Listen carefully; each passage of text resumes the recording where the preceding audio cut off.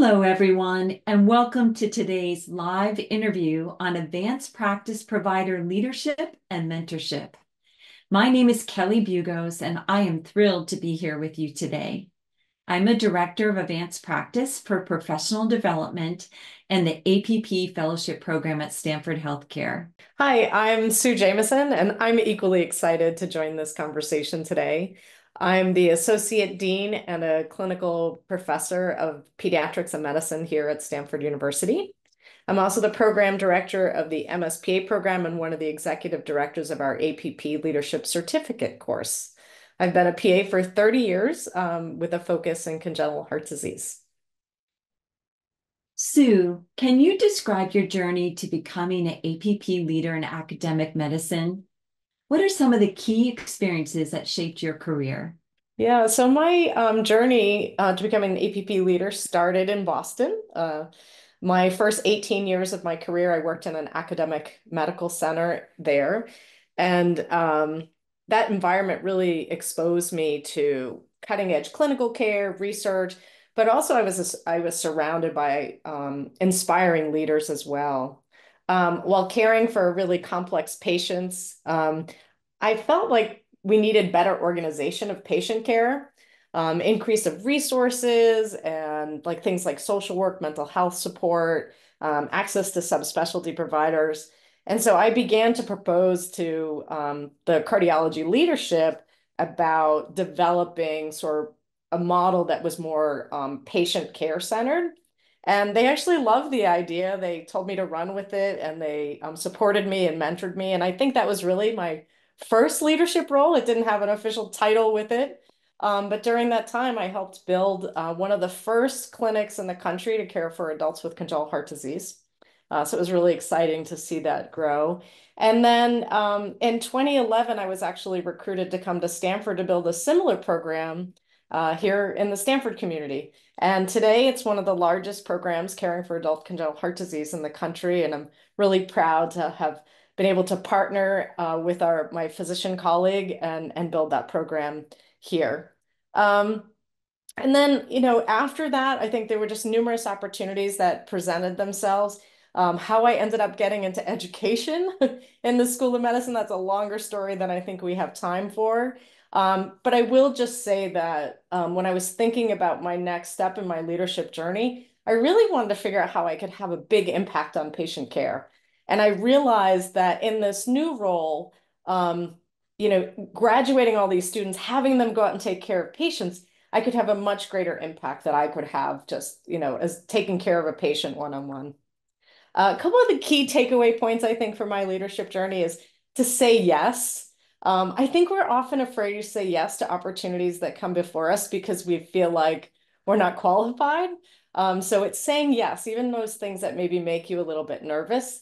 The other thing is volunteering for opportunities that come up. When no one in the room is raising their hand saying, I'll do this, do it and see what happens. And then the last part is really the networking piece that getting to know people personally and those connections that you make. It was really surprising to me of how many opportunities open themselves to me by people that I met at, a conference or a dinner party. So say yes, volunteer, and do that networking. Those are my key takeaways. So, Kelly, what unique challenges do APP leaders face in academic medicine compared to other healthcare settings? Well, I've chosen to work in academic medicine for my entire career, so I can speak to those challenges best. In academic medicine, there is a complex organizational structure, and there are a lot of healthcare providers of different types and different levels. Navigating the structure and developing the relationships to create change takes time. Fortunately, there's a common goal of excellent patient care. APP leaders and other effective leaders focus on this mutual goal to create change. As leaders of APPs, it's important to define their role within the organization and the teams. APPs are licensed, credentialed clinicians who uniquely add to team-based care. An organization that trains physicians and other healthcare providers APPs contribute to the clinical practice experience. They are the team members who provide continuity of patient care and develop select expertise in their specialty, setting, and/or type of service. Academic medicine provides a rich learning environment, which is attractive to APPs. APP leaders can use these resources available in academic medicine to support APP professional growth. Sue, how do you balance clinical responsibilities with leadership and administrative duties? Well, after 30 years of clinical practice, I actually I don't want to say retired, but I stepped away from my clinical position at Stanford. I still do some clinical care. I like to feel connected with patients. So I volunteer at an unhoused, previously unhoused community clinic, and that's been really fun. But I think the broader question is like, how do you balance everything? For me, I'm teaching, I'm doing administrative leadership stuff, I'm doing research, and I'm also a mom taking care of two kids at home. And for me, it's really about, I'm all about the calendar. Got to be on the calendar. It's not happening. I'm all about task lists and prioritizing things. And that kind of keeps me, in order, if you will. And then I take time out every night to kind of review my next day. How am I going to make it work? And there's some days where I have to say, it's too much. I have to move something. And then I revisit it in the morning and say, okay, with a fresh set of eyes, how am I going to go about this day? And then I typically every Sunday will look at kind of the week ahead. And again, it's just there's so many moving parts when you're in a leadership role and planning and being thoughtful and intentional and looking at what's coming in the week ahead is always really helpful. So Kelly, my next question for you is how do you approach professional development for yourself and for your team members? Yeah, I use goal setting to develop myself and support team growth. Specifically, we use SMART goals. Now, here's another acronym. SMART means specific, measurable, actionable, realistic, and time-bounded. During my early career, a mentor offered the idea of setting of setting incremental goals as a way of breaking down the overwhelming amount of knowledge and skills that was needed to excel in practice. I started setting quarterly goals, and I continue to do that to this day. For program-based teams, we use SMART goals that align with the program domains, and we use them to mark our progress and focus our improvement. And for clinical teams, a shared goal can be a powerful method to build engagement, to recognize and use each other's unique strengths to accomplish complex goals and build team success. And speaking of strengths, each APP brings a unique set of knowledge, skills, and communication style to the team. APP leaders can only see the tip of each APP's iceberg, and they can only see the tip of ours. Regular discussions about their desire to grow are important, especially focusing in on what makes on their why they're in advanced practice. Regular discussions about their desires to grow are important. My advice is to help focus on one or two goals every year that fuel their passion for advanced practice. Then partner with them in achieving those goals by empowering them with resources, information, support, and then delegate where you can. Sue, what steps can new APPs take to find a suitable mentor in their institution or professional network? Yeah, one of the things I always do is I'm always looking for leaders. Some of them that are in official leadership positions, but others who are, functioning in a leadership role. And I watch them very closely. I'm very interested to see how do they, deal with a crisis, or how do they bring a team together to, focus on a common goal? How do they present themselves? How in their, speaking and also in their writing as well. And once I find somebody that I think, really has those skills that I want to emulate, then I reach out to them and I say, I really admire, your leadership skills, and it's a journey that I'm trying to take. And, do you mind if we connect every now and then and for me to get advice from you on your journey? And it's really just about walking up to complete strangers that you don't know sometimes. And some will say no and they're too busy, but I think most people who are in leadership roles love mentoring. And so don't be afraid to reach out to somebody who's in a leadership position and say, hey, will you help me? Will you support me on my journey? I think most of the time, people will say yes. Kelly, can you discuss the importance of mentorship in APP leadership? How has mentorship impacted your career? So first, let's recognize that all APPs are leaders, that leadership is a complex set of behaviors, and mentorship is an active process. As a mentee, it's important to reflect on what type of support and guidance to seek from other professionals. Mentorship comes in many forms. Mentorship can be one-to-one support and guidance, all the way to participating in structured programs. Mentors can be role models, advice givers, and social connectors. And mentors can be APPs or not. Increasingly, there are formal mentorship programs in healthcare and professional organizations. For instance, I lead a mentorship program for new to practice APPs. The cohort-based sessions are incorporated into their first year of practice at Stanford Healthcare.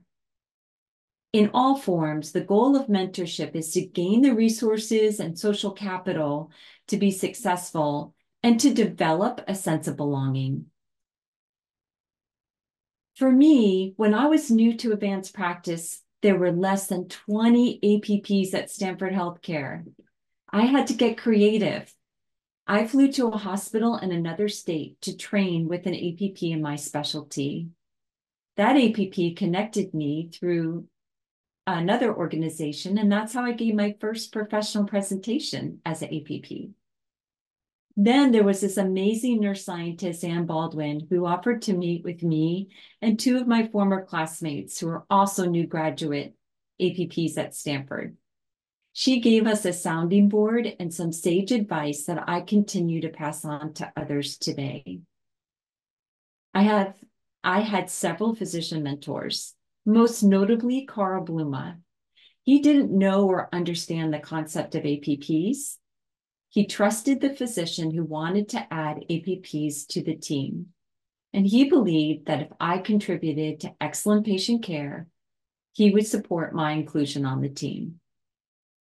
Carl role modeled strategic leadership with integrity, something I admired. And over the years, we became friends. In many situations, when there's no clear answer, I often ask myself, what would Carl do? Today, I'm surrounded by teams of APP leaders who provide the key elements of mentorship as we support each other to attain great things. Sue, how do you encourage and support your mentees in setting and achieving their professional goals? Yeah, so, obviously I start off by asking them what are their professional goals, but I like to try to identify individuals' strengths and their weaknesses. And what I find really interesting is that individuals are also sometimes not even aware of gifts that they have. And so I love to point them out to them. And then I love to encourage individuals to think beyond the limits that they set for themselves. Often I see so much more potential in my mentees that they see in themselves. So really kind of encouraging them to think beyond what is possible, and even throw out some goals that they might not have ever thought of. And frequently individuals be like, "Wow, I didn't even think that was possible." And yeah, so I love that. I love supporting them in that way. Kelly, what advice would you give to new APPs aspiring to take on leadership roles in academic medicine? Leadership is a social process where people work together to achieve results that they couldn't accomplish alone. And leadership is based on interpersonal skills, values, and a commitment to collective success. My advice is to work in an organization whose mission aligns with your values. Reflect on the communication skills that can be improved and seek out the opportunity to strengthen those areas. This is a relationship-based business.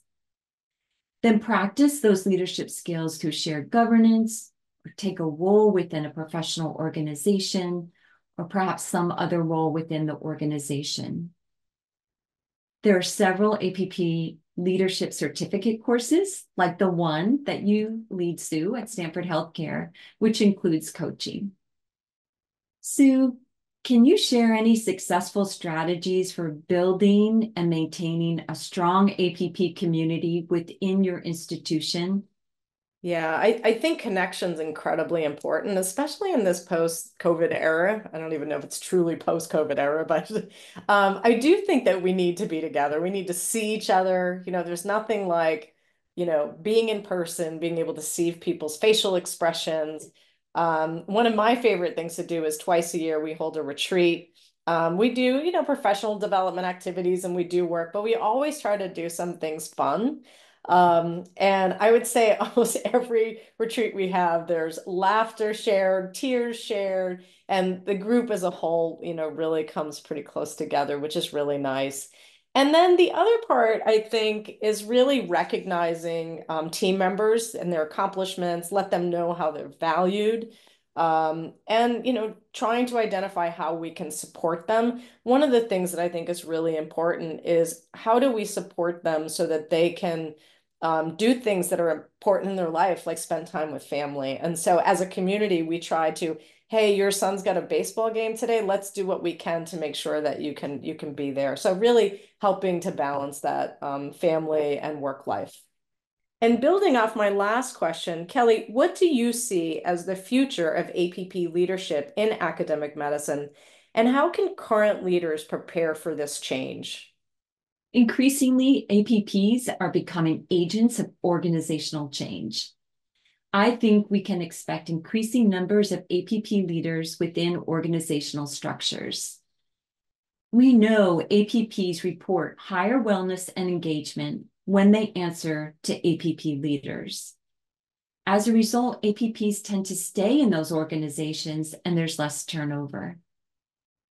APPs working in academic medicine want to care for people, manage illness, and discover new ways of delivering healthcare and treating disease.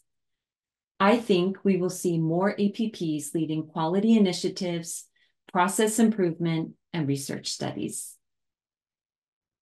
Current leaders can prepare by reflecting on what they need to add to their skill set. Do they need to learn communication skills like situational awareness, how to build effective teams? Do they need to learn business acumen? Do they need to learn process improvement methodology?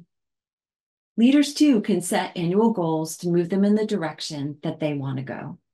Sue, what final piece of advice or encouragement would you like to offer to our audience today, especially those that are considering or currently have leadership roles?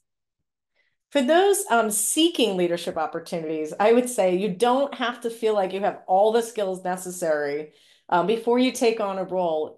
Leadership is really a journey, and there's always opportunities for growth, even for those that are established leaders. So, for those seeking, don't feel like you have to have it all figured out before you jump in. And then for those already in leadership roles, I would say, as the saying goes, it can be lonely at the top. And so identifying others that you can, share your experiences with, who you can brainstorm with. And depending on your role, you might actually have to go outside your own institution. But I think that support is really important. Talking to someone who knows what you're going through on a day-to-day basis, or maybe have gone through some of the challenges that you're going through, can be a really valuable thing for your leadership journey. Kelly, during this National APP Week, so happy APP Week to you, how can we better promote and recognize the vital roles that advanced practice providers play in medicine today? Oh, great question. I've got a few ideas. Introductions.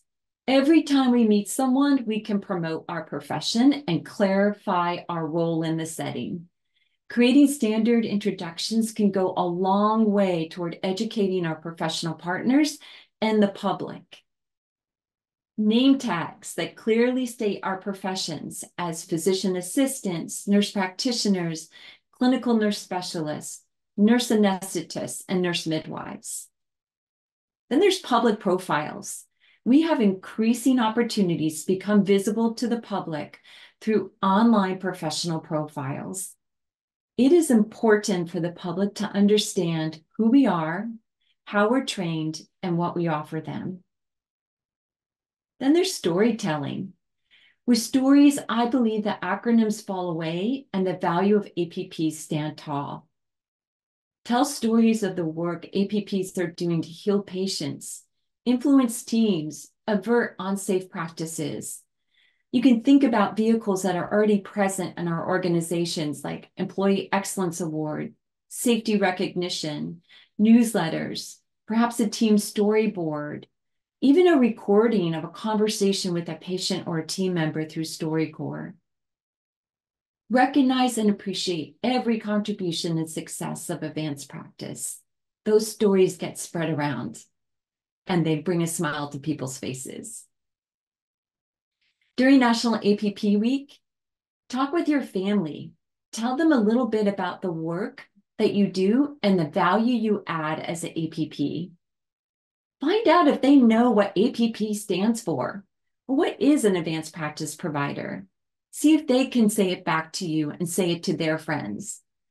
Talk about the affiliation of physician assistants, nurse practitioners, nurse midwives, clinical nurse specialists, and nurse anesthetists. We are over 500,000 strong.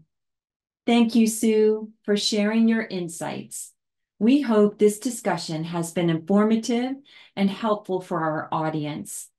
During this National APP Week, let's remember to celebrate and promote the incredible work that APPs do to advance patient care and the healthcare field as a whole. Thank you, Kelly, and thank you to everyone who joined us today. We look forward to continuing this conversation and supporting each other in our professional journeys. Happy National APP Week to all the dedicated advanced practice professionals out there.